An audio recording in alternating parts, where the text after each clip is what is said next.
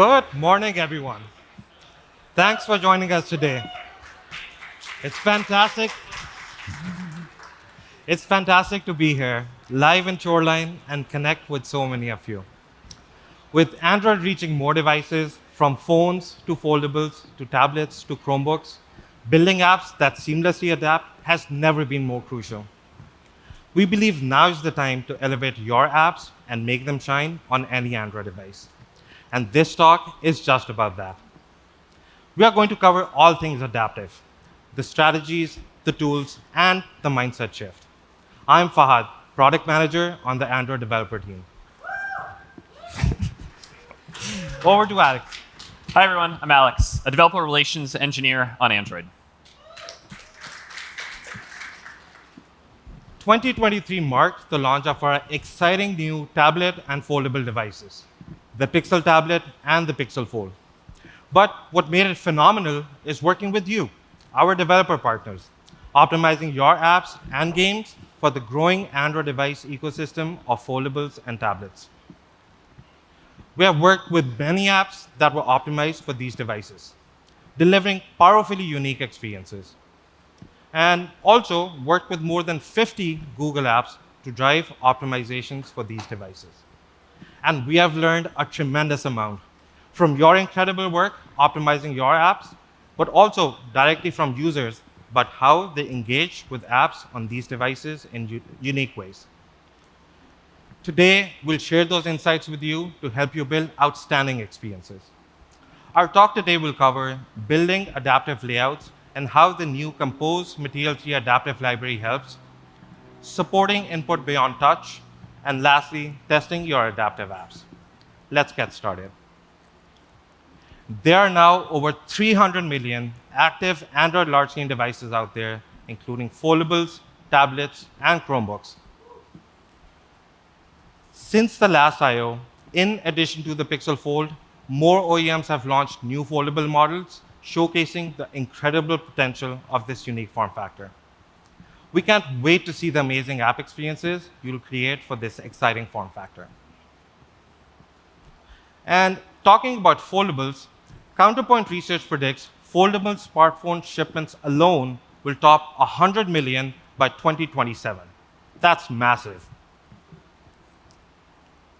Let's switch gears to Play now. Building on the success of our tablet-optimized Play Store experience, the new foldable-specific Play Store experience with tailored recommendations and foldable-specific collections is a great way for users to discover amazing large-screen experiences, and for you to get the spotlight on foldables. Last year, Google Play began updating its featuring and ranking system on large screen devices to prioritize high-quality apps and games higher, both in editorial picks and organic rankings, all based on the large screen app quality guidelines. Play also increases the visibility for apps to multi-device users by allowing users to see tablet-specific ratings and reviews for your apps on their phones. Apps that fail to meet the technical quality threshold will also display a red message on the app details page that warns users when apps may not perform well on their device. Users want apps that meet these essential levels of quality, but they also want apps that can help them do so much more. So the takeaway, maximize the reach for your app as high-quality apps are more discoverable across the board on tablets, foldables, Chromebooks, and even phones for multi-device users. This is why you should build adaptive apps. Apps that seamlessly adjust layouts based on the available window space and more. We're committed to making it easier than ever for you to build adaptive UI into your apps because this isn't just about the devices of the future. It's about optimizing for the experiences that users demand today. We'll talk about some new libraries soon, but let's first get on the same page. What makes an app truly adaptive? Traditionally, apps could assume they were running full screen, either on a phone or on a tablet. But fast forward to today, and apps are running across many, many different devices. This assumption that apps will always take up the full screen is brittle, as apps can be placed in any arbitrary window size, independent of the physical display size. For example, you might be in split screen mode, browsing the web to research a topic, while also watching a video on YouTube. And we're seeing this firsthand with Pixel Fold and Pixel Tablet users. 47% of Pixel Fold monthly active users use split screen mode for multitasking and increased productivity on their devices. Similarly, apps could previously assume that they'd never be resized, and that's simply no longer the case. Apps cannot opt out of this behavior. With all these different devices where your apps can run, and all the ways users interact with those apps across these devices, it's time for a mindset shift. Here's how you should think about adaptive apps. Adaptive apps adjust layouts based on conditions, such as changes to the size of the window in which your app is running, like the window size changing when your app enters split screen mode. Changes to the device posture, like users placing a foldable into tabletop mode, or users adjusting the screen density or changing the font size. Adaptive apps dynamically adjust their layouts by swapping components, showing or hiding content based on the available window size, instead of just simply stretching UI elements. For example, you should swap the bottom navigation bar for a vertical navigation rail on larger window sizes. These conditions provide a granular and meaningful way to understand the context, so that apps can adjust the layout to optimize for the user's experience accordingly. For adaptive apps, the available window size is the guiding star. With features like freeform windowing and split screen mode on Android tablets, your app won't always occupy the entire display. So, the key to ensuring that your app consistently functions across devices in any windowing mode is to use the available window size to determine your layout. Adaptive apps also seamlessly respond to changes like a foldable device opening or closing, a device rotating, or the size of an app window changing in split screen mode. And while doing so, adaptive apps retain their state and offer seamless continuity to users when conditions change. Expectations are changing for Android app development. Adaptability for your app to any UI size unlocks the seamless experiences that users demand today. We expect apps to be used across more device surfaces and window sizes, and apps will need to become more adaptive in turn. Building an adaptive app also sets you up for long-term success. Let's discover how. So with those use cases in mind, we are releasing a new Compose library that helps you build adaptive layouts, which is now in beta. This library includes layouts and components that adapt as users expect when switching between small and larger window sizes. Let's take a look at this in action with SAP, who have integrated the Compose Material 3 adaptive library into the SAP Mobile Start app. This app provides a native mobile entry point into SAP's business applications and content. First, let's take a look at the navigation UI. For optimal ergonomics, users expect the navigation UI to adapt to the window size, swapping between a navigation bar and navigation rail as the window size changes. The new Navigation Suite Scaffold component automatically switches between a navigation bar and navigation rail, depending on the overall window size. SAP was already swapping these components with custom logic. By using the new scaffold, they were able to replace that custom code with the logic provided by the Compose Material 3 adaptive library, without changing visible behavior to users. SAP told us they were able to delete their custom logic and switch to Navigation Suite Scaffold within 5 minutes. Their previous logic was using window size classes to decide which navigation UI to show. And the new component does the exact same thing with a configurable default behavior. Because apps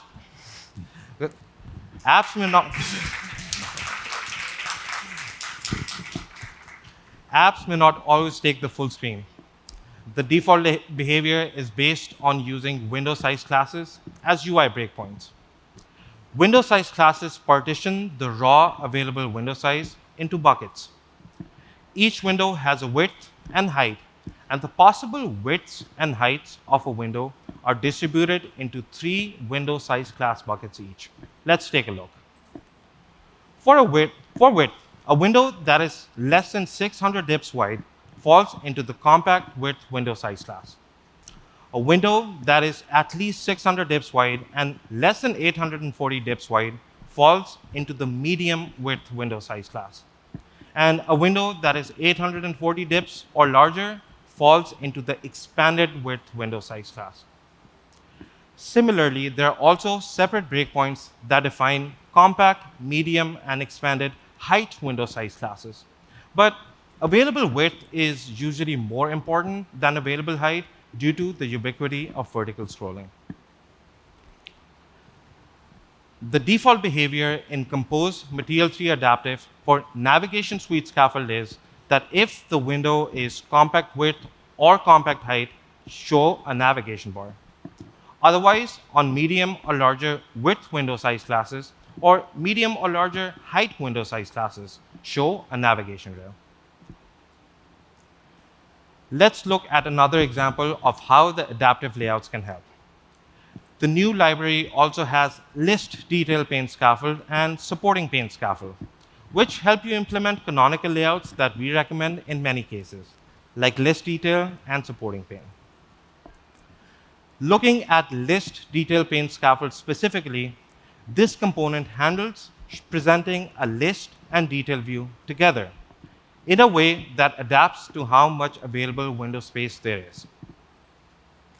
If there is room to display both, say in expanded width window size class, then both the list content and the detail content will be displayed together, side by side. If the window shrinks, say down to compact width window size class, and there's not enough room to show both, then only one or the other will be shown. The component also supports swapping between the list and detail panes with animation when there's only room to show one. SAP has integrated the supporting pane scaffold in the mobile start app for the to-do screen. This allows SAP to display the comments next to the main content on expanded width windows to allow users more context during their approval workflows. The new component in Compose Material 3 Adaptive helped SAP build an experience that adapts to the available window size.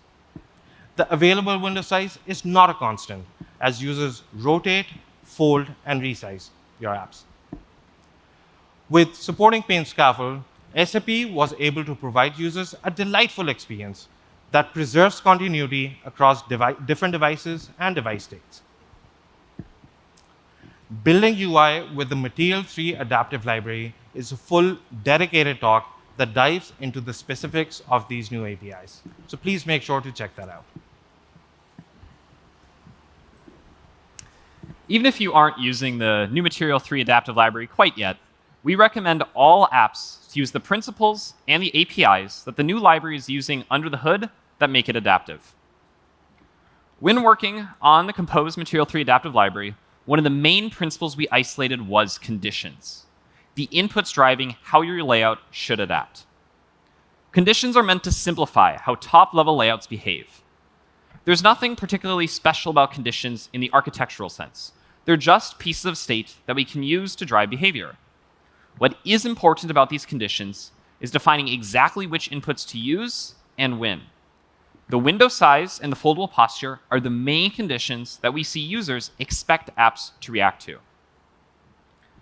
There are some possible pieces of state that could be used as inputs, but we do not use them as conditions because we are seeing them cause an extremely confusing, buggy user experience. Physical display size, device orientation, window orientation, and device type are all not inputs that users are expecting apps to react to. Let's talk a bit more about all those inputs that are related to size and go over first some examples of what users expect when using apps. The physical display size is a piece of information that you can query from the system. However, in almost every situation, this is not a useful API for you to use. Your app is not guaranteed to fill up the entire display size. As you saw earlier, users want to use your apps in multi-window mode to multitask, and you can't prevent this. Your users will put your app into multi-window mode and expect it to work. If you are using the physical display size and you're assuming that your app is filling up that entire space, that assumption will be wrong. If you make layout decisions based on that assumption, your layouts will be wrong when your app's window doesn't match up with the display size.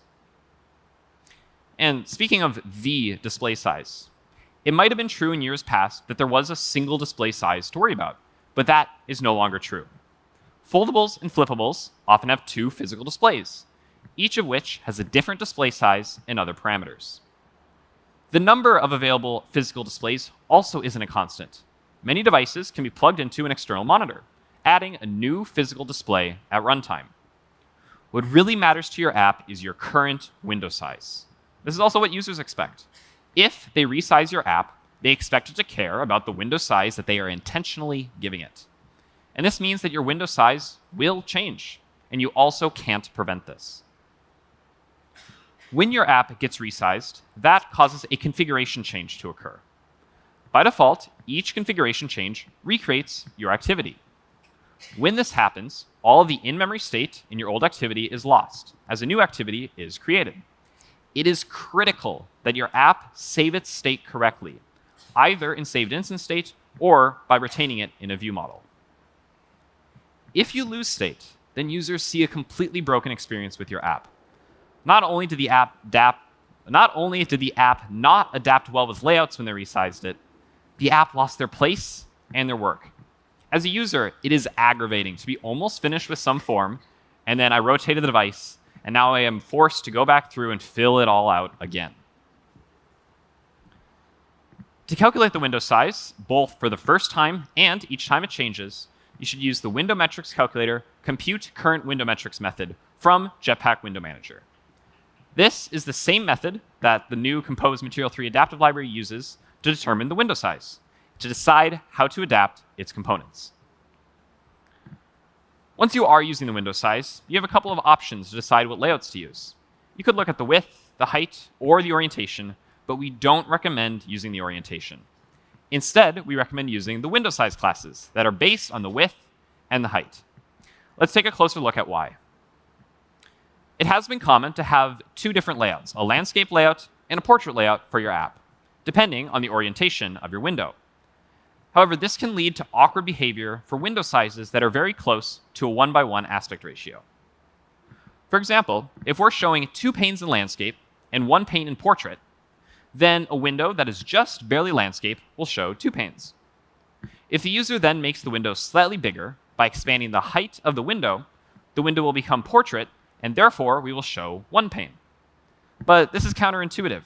Resizing the app to give it more space resulted in taking away information. So instead of using landscape or portrait to decide how many panes to show, you should instead use window size classes. The default behavior recommended by Material Design and implemented in Material 3 Adaptive is to have 1 pane when the window is compact or medium width, and 2 panes when the window is an expanded width. And because the amount of panes displayed is based only on the width, we get much more predictable behavior as the window resizes. Let's talk more about panes and how they compare to another term that is hard to define, screens. In common usage, you probably refer to different parts of your app as different screens. You might have a settings screen, a profile screen, a home screen, a list screen, and a detail screen. The term screen here, however, has a drawback. It implies that your screen is filling up the entire physical screen. On an expanded window size, you have enough room to display both your list screen and detail screen together. So now neither screen is filling up the entire physical screen. So you have multiple screens on screen together. To avoid this confusion, see if you can avoid the screen term altogether. Think about grouping your content into different panes. Each pane is still a set of content that you can navigate to. On smaller window sizes, you'll probably see 1 pane at a time, and navigating somewhere will just show 1 pane at each destination. If the content in a pane can nicely adapt to fill up the entire window, there's nothing wrong with always showing 1 pane that fills up the entire window, even at larger window sizes. But the content in your panes relate to each other, so you can often do better than that.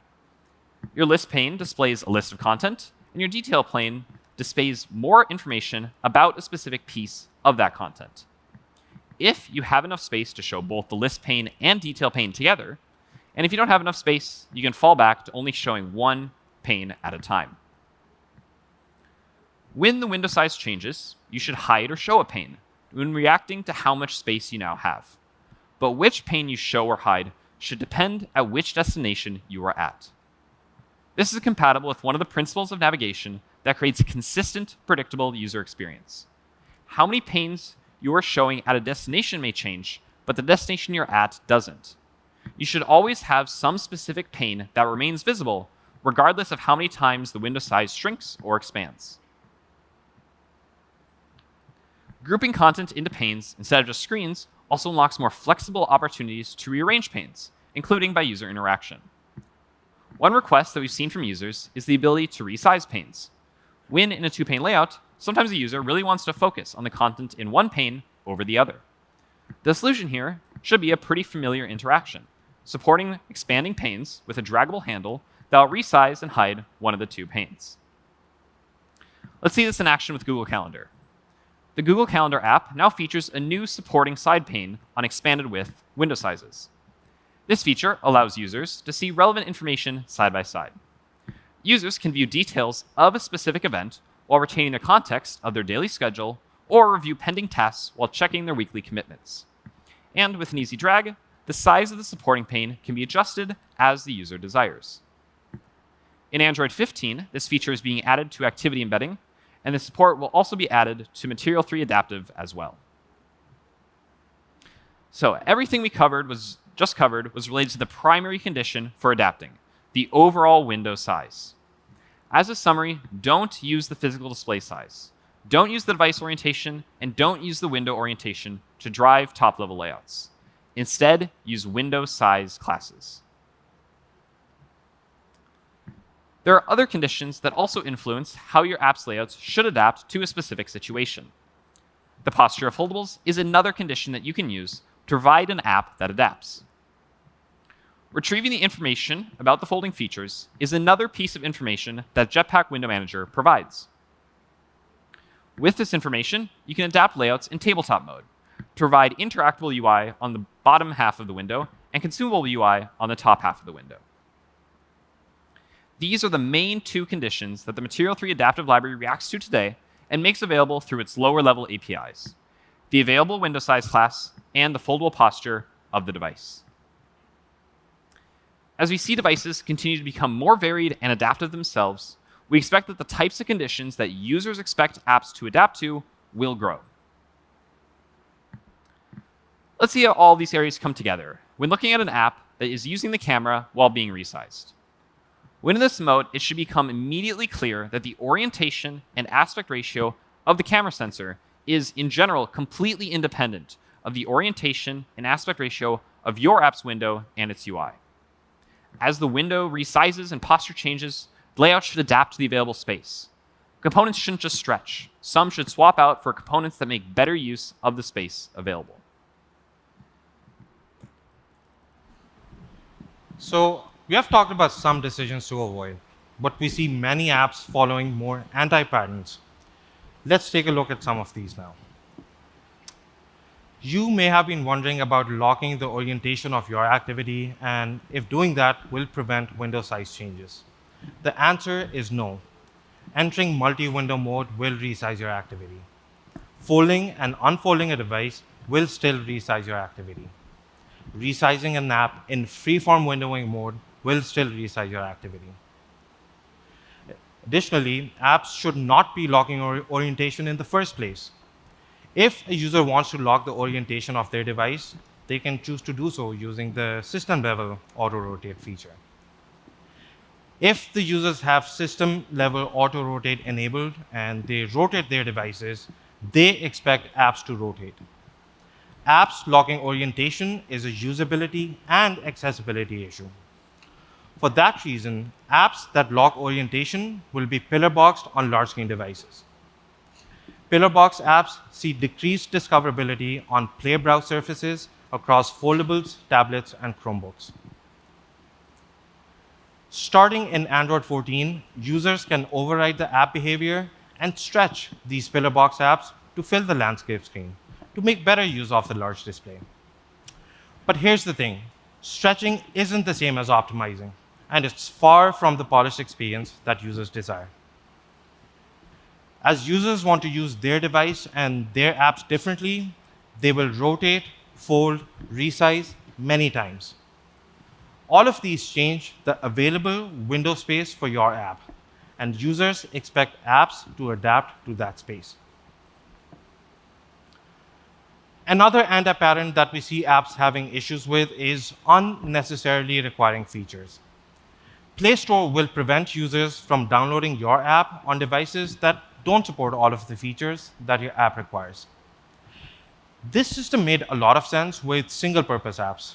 I mean, it wouldn't really make sense to install a camera app on a device that did not support a camera. But apps can do so much more these days, and features may only be required in specific user journeys. Many permissions, like camera and location, can result in your app requiring a feature, even if that feature is not essential to your app's core experience. This completely blocks your app from being installed on devices that don't satisfy the feature requirements, which can include phones, tablets, foldables, Chromebooks, and even cars running Android Automotive OS. To avoid that, mark these features in the manifest as not being required. Don't require a camera or extra camera features. Don't require a physical GPS. Don't require the device to support both portrait and landscape orientations. And lastly, don't require a touchscreen. Let's talk about another crucial aspect now, how users interact with your app across different device types. Let's dive into input, where we will cover supporting input methods like keyboard, trackpad, and stylus. If you have developed an app for phones, chances are touch input was your main focus. But think about it. Your users are using your apps across device types, from foldables to tablets to desktop devices like Chromebooks. Larger screens invite productivity and creative expression. Users turn to keyboards, mice, and styluses for precision, expression, and accessibility. The use of keyboards with tablets has been increasing, as it allows users to be even more productive, allowing them to get things done more efficiently. And on Chromebooks, 90% of app interactions are with the keyboard. So the takeaway, make sure your app supports input methods beyond touch, like keyboard, trackpad, mouse, and stylus. Jetpack Compose over the past year has been enhanced to provide you with more interactions out of the box. Keyboard interactions like tab navigation and interactions like mouse or trackpad, click, select, scroll are now available out of the box with Jetpack Compose 1.7. In Android 15, we are revamping the System Shortcuts helper, which provides you with an easy, standardized way to make your app's keyboard shortcuts more discoverable to users. By overriding the onProvide keyboard shortcuts method, you can publish your supported shortcuts with individual keyboard shortcut info objects, which will then be easily discoverable by users in the System Shortcuts helper. Let's see an example with the Chrome app. Android productivity users familiar with desktop Chrome shortcuts like opening a new tab or a window can make an easy transition to Android tablets. With recent updates to the Chrome Android app, supported shortcuts now align to and support desktop shortcuts that were previously missing. These additions don't only make basic navigation easier, but also provides easier access to Chrome features, such as the Bookmark Manager. Let's move to styluses now. Styluses with Android tablets and foldables allows users to express themselves without any limits, be it capturing those fleeting ideas quickly or adding those artistic touches. Stylus users on Android can remain more productive with new support for stylus handwriting in text fields. With Jetpack Compose 1.7, stylus handwriting is supported out of the box with basic text fields. Android is also enabling your app to help users be more productive with the Notes role in Android 15. When you register your app as a note-taking app, users can open your app right from the lock screen or run it as a floating window for enhanced note-taking. Make sure to check out the increased user productivity with large screens and accessories to learn more about input methods. So we have talked about layouts and we have talked about input. How about making sure it all comes together and works well? Over to Alex to talk about testing your adaptive apps. We've heard your feedback that supporting additional window sizes leads to increased testing and maintenance costs. To know what's most important to test, our large screen quality guidelines and test checklist are a great place to start. They're designed to simplify the testing process, outlining the critical user journeys you must test to ensure a great experience across different devices. Part of lowering the cost of maintaining adaptive layouts is Compose itself. Compose makes it easier to build layouts that adapt without needing to duplicate and maintain different layout files like you would with views. We are also adding new testing tools that help for testing UI on a variety of device configurations, including window sizes. Device Configuration Override is a new testing API in Compose 1.7 that allows locally overriding pieces of device configuration. Previously, things like locale, font size, dark theme or light theme, and arbitrary sizes for UI were harder to test because these are all device-level parameters. You can try to change these parameters at runtime, but this requires setup and teardown around your tests that you have to orchestrate carefully to not impact other tests. You could also launch multiple emulators with different configurations, but now this requires running tests multiple times across a suite of devices for complete coverage. Either way, it makes a complete group of tests hard to coordinate. Instead, Device Configuration Override is a composable API that allows specifying an override that is applied locally, just for the content under test contained inside of it. For example, Device Configuration Override.layout direction allows overriding the layout direction locally for the content under test, so that you can verify that content isn't cut off or shown incorrectly with right to left compared to left to right. Device Configuration Override.FontScale allows setting the font scale locally for the content under test. By passing 2 to font scale, you can check how the content behaves when non-linear font scaling is applied in Android 14 and above. And my favorite is Device Configuration Override.ForceSize. This override takes a DP size for a width and a height. The content inside the override will be given that much space to render, regardless of how much space is actually available. For example, you can run tests when your UI is rendering at 840 dp wide by 700 dp tall, even if that test is running on a phone emulator. Normally this wouldn't work, since the UI would be cut off if you tried to use something like modifier.requiredSize. And then assertions for whether something would be displayed could fail. Instead, the trick here is that ForceSize locally modifies the effective density, which makes the content inside think it has enough space to render. With this approach, you can test your UI in different amounts of available space on a single emulator with a single run of your test suite. So you don't have to run your tests multiple times in different emulators and maybe filter tests based on which environment you are running in. You can also parameterize tests to run multiple times in different amounts of space, or with different font sizes, or any of the other device configuration overrides. Integration tests that use semantic information to control the UI are great to verify and prevent regressions for the functionality of your UI, but they aren't verifying what your layouts look like visually. For that, we are launching official support for host-side screenshot tests of your Compose layouts with the Android Gradle plugin. Host-side screenshot tests provide a fast and scalable way to verify that the UI visually hasn't changed. And these can be used to test that UI is looking the way you'd expect across many different window sizes. And if you're already familiar with creating Compose previews, it's just as easy to create new host-side screenshot tests for your app. And finally, some updates on manual testing tools.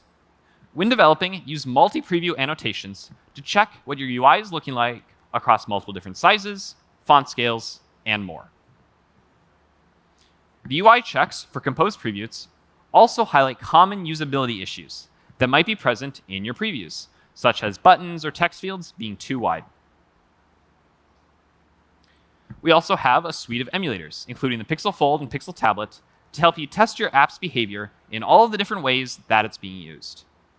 The resizable emulator is a single emulator that can swap between a phone-sized screen, a foldable-sized screen, and a tablet-sized screen. And there's also the desktop emulator, which makes it easier to test freeform windowing, mouse hover, and keyboard shortcuts. And we also know that emulators aren't perfect for every case. There's often no replacement to debugging an issue on a real device.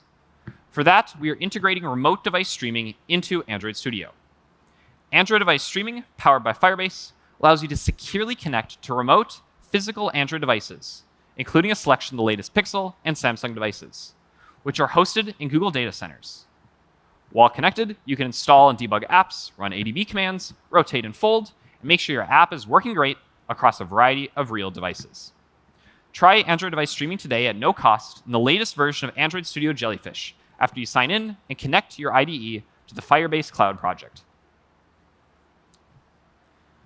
With testing, there's no single method that's perfect for everything you should be verifying, but that doesn't mean you shouldn't test at all.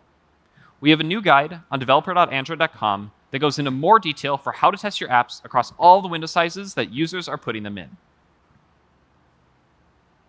So we've covered a few different areas that all relate to building apps that work across different form factors: adaptive conditions and layouts, input, and testing.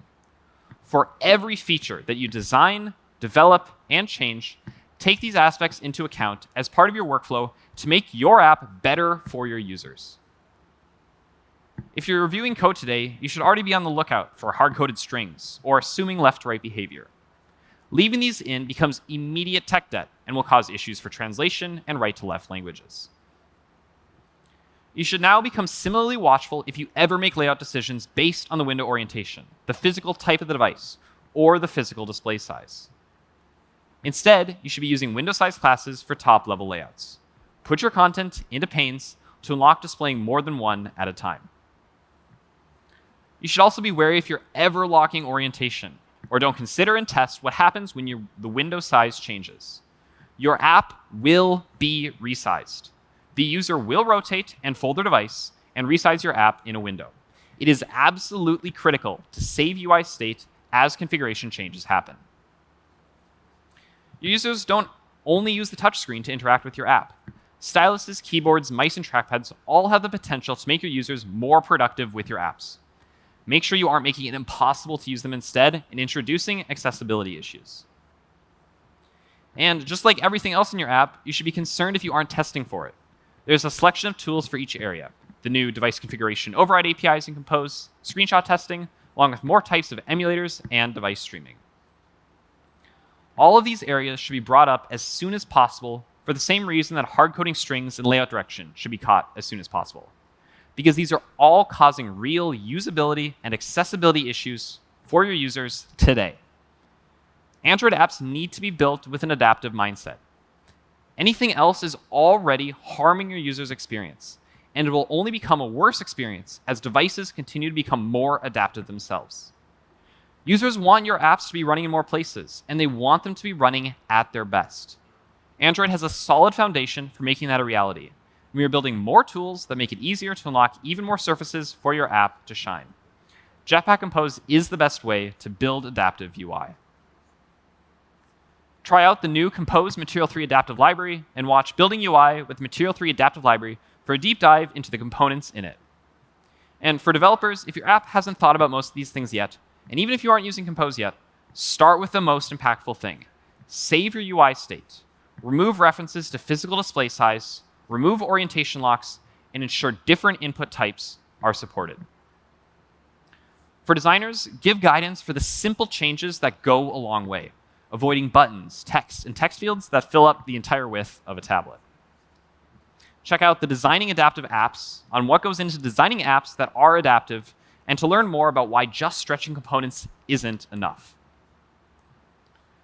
Please continue to give us feedback both for what experiences your users want to see and how the platform and tools can solve problems that you are facing. And also, please check out our other talks. Thank you very much.